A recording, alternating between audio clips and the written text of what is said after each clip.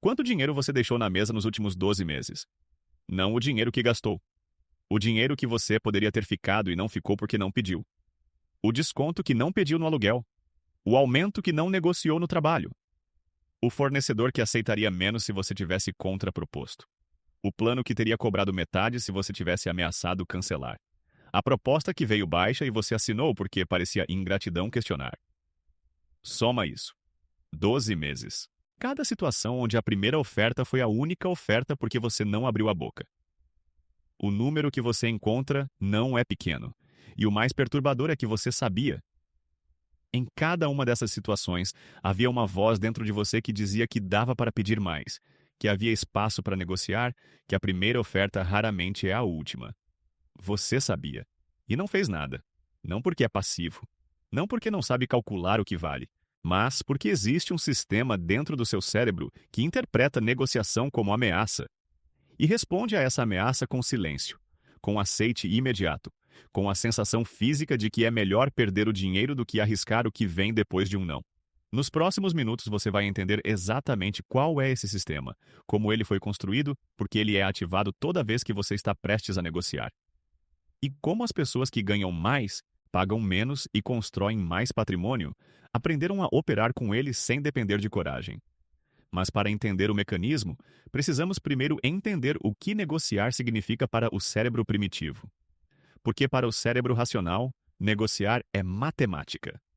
Dois lados com interesses diferentes tentando encontrar um número que funcione para ambos. Simples, lógico, neutro. Mas o cérebro racional não é quem decide se você abre a boca ou não. Quem decide é uma estrutura chamada amígdala, o centro de processamento de ameaças do cérebro, localizado no sistema límbico, evoluído muito antes da linguagem, muito antes do dinheiro, muito antes de qualquer conceito de negociação existir. E para a amígdala, pedir algo que o outro pode recusar não é uma transação financeira. É uma exposição social. É colocar o seu valor como membro do grupo em julgamento. É arriscar rejeição. É provocar conflito. E conflito, no mundo em que esse sistema foi desenvolvido, não era desconforto temporário. Era ameaça à sobrevivência. Pense na estrutura social dos primeiros grupos humanos. Pertencer ao grupo era a diferença entre viver e morrer. Quem era expulso, isolado ou rejeitado não tinha segunda chance. Nesse contexto, qualquer comportamento que pudesse gerar conflito, desaprovação ou rejeição era tratado pelo cérebro com a mesma urgência que uma ameaça física. Esse circuito ainda opera em você hoje, não com a mesma intensidade dramática, mas com a mesma lógica fundamental. Quando você está prestes a pedir um desconto, a contrapropor um salário, a questionar uma condição contratual, a amígdala avalia o risco social da situação e dispara um sinal de alarme que você experimenta como desconforto, ansiedade, hesitação. O coração acelera levemente. A voz fica um pouco presa. O pensamento que parecia claro de repente parece precipitado demais, arrogante demais, inadequado demais. E você recua. Não porque mudou de opinião sobre o valor da negociação, porque o sistema de ameaça social sobrescreveu o raciocínio financeiro antes que você conseguisse agir. Pesquisadores da Universidade de Northwestern conduziram uma série de experimentos que mapearam exatamente o que acontece no cérebro durante negociações. Utilizando ressonância magnética funcional, identificaram que quando participantes eram colocados em situações de negociação onde precisavam fazer contra-ofertas, as regiões associadas ao processamento de ameaça social, incluindo a amígdala e o córtex cingulado anterior, eram ativadas com intensidade comparável à ativação produzida por conflitos interpessoais diretos. Em outras palavras, para o cérebro, contrapropor um salário e entrar em uma discussão acalorada ativam circuitos extraordinariamente similares. O conteúdo é diferente. A experiência interna é quase a mesma. E há um segundo mecanismo que opera em paralelo, tornando o problema ainda mais profundo. Ele se chama custo da rejeição antecipada. Pesquisadores da Universidade de Michigan demonstraram que o cérebro humano processa a antecipação de rejeição social usando as mesmas vias neurais que processam dor física. Não é metáfora, é literalmente o mesmo sistema. Quando você imagina pedir um desconto e ser recusado, seu cérebro processa esse cenário hipotético com uma resposta de dor que é fisiologicamente mensurável. E então o sistema faz um cálculo que parece irracional, mas é perfeitamente lógico dentro da sua própria lógica interna. Dor certa e imediata de uma rejeição possível versus perda de dinheiro que já parece inevitável. O cérebro escolhe evitar a dor certa. O dinheiro vai embora. A dor não chega. É um cálculo errado em termos financeiros. É um cálculo correto em termos de sobrevivência social percebida. E esse cálculo acontece em milissegundos, muito antes de você ter tempo de pensar conscientemente sobre ele. Mas o problema não para aí, porque além do circuito de ameaça social, existe um terceiro mecanismo que garante que você pague mais do que deveria em praticamente toda situação de compra ou contratação da sua vida. Chama-se ancoragem. Daniel Kahneman, Nobel de Economia, demonstrou em décadas de pesquisa que o primeiro número apresentado em qualquer negociação funciona como âncora cognitiva que distorce todos os julgamentos subsequentes. O cérebro não avalia preços em termos absolutos, avalia em termos relativos ao primeiro número que processou. Quando o vendedor apresenta R$ 5.000 e depois oferece R$ 4.200, o cérebro não calcula se R$ 4.200 é um preço justo pelo produto. Calcula quanto você economizou em relação aos R$ 5.000. E a sensação de ter economizado R$ 800 ativa o circuito de recompensa com suficiente intensidade para suprimir o instinto de continuar negociando. Você não aceitou porque era justo. Aceitou porque parecia um ganho em relação à âncora que o outro lado colocou estrategicamente. E em negociações salariais, esse efeito é ainda mais devastador no longo prazo.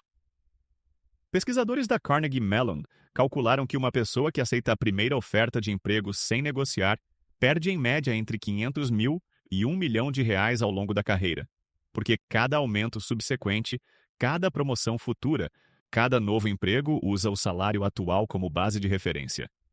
A primeira âncora que você não questionou se multiplica por décadas. Agora a pergunta que fica é a seguinte: se o mecanismo é tão claro, se a matemática é tão favorável à negociação, por que pessoas inteligentes e informadas continuam aceitando a primeira oferta? Por que conhecimento intelectual não desativa a amígdala? Você pode saber tudo sobre ancoragem, sobre o custo da não negociação, sobre os estudos da Carnegie Mellon. E ainda assim, sentir o mesmo travamento físico no momento em que precisa abrir a boca. Porque o sistema que bloqueia a negociação não opera no nível do conhecimento consciente. Opera no nível do instinto social. E instinto social não é desativado por informação. É navegado por técnica. Isso é o que separa as pessoas que consistentemente negociam melhor, não porque são mais corajosas, mas porque desenvolveram formas de operar com o sistema em vez de contra ele. A primeira técnica é separar o pedido da identidade. O maior erro de quem tenta negociar e falha é colocar o valor pessoal na mesa junto com a proposta. Quando você pensa, você merece mais, estou pedindo o que sou capaz de entregar, o outro vai me julgar pela minha proposta. Você mistura autoestima com transação. E quando há risco de rejeição à proposta, o cérebro interpreta como risco de rejeição à pessoa. A técnica que funciona é tratar a negociação como informação, não como julgamento. Não é eu mereço mais. É o mercado paga essa faixa para esse perfil. Não é eu acho que deveria ser menos. É encontrei alternativas nessa faixa que precisaria considerar. Você retira a identidade da equação e deixa apenas os números. E números não têm amígdala. A segunda técnica é ancorar primeiro. Em toda negociação, quem coloca o primeiro número define o campo de jogo. O outro lado vai negociar a partir da sua âncora, não a partir de uma realidade objetiva. Isso significa que entrar em qualquer negociação, esperando que o outro faça a primeira oferta, é ceder o controle do resultado antes mesmo de começar. Pesquisadores da Columbia Business School demonstraram que em negociações onde uma parte ancora primeiro, essa parte obtém resultados consistentemente melhores, mesmo quando a âncora é percebida como ousada.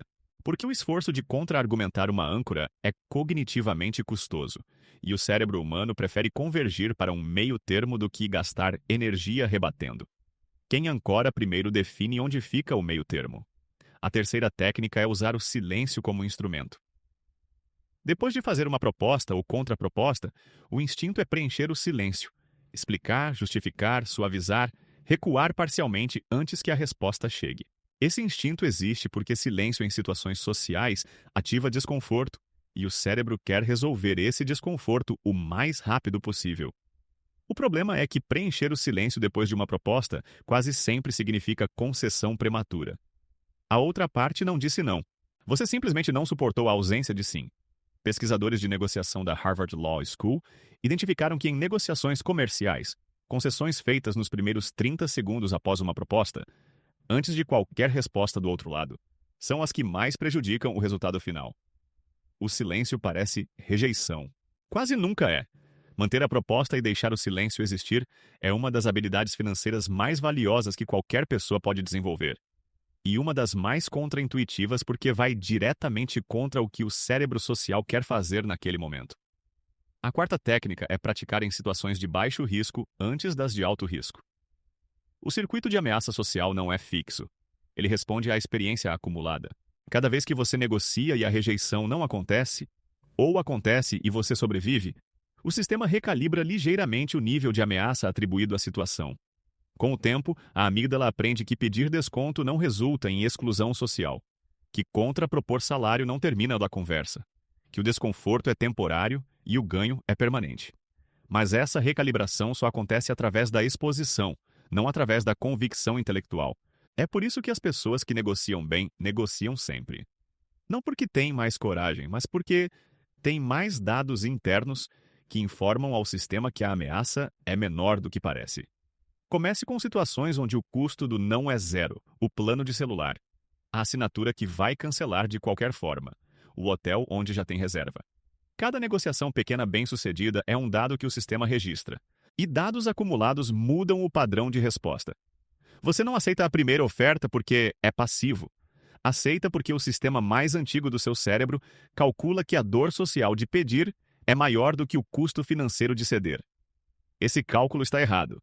E agora você sabe por que está errado e como reescrever os parâmetros sem precisar de uma personalidade diferente da que você tem. O dinheiro que você não pediu nos últimos 12 meses não voltou. Mas o dos próximos 12 ainda está esperando pela primeira vez que você decidir não fechar a boca antes de abrir a negociação. Compartilha esse vídeo com alguém que você conhece que sempre diz que não sabe negociar. Não é falta de habilidade. É um mecanismo que ninguém ensinou a navegar. E agora você tem um mapa.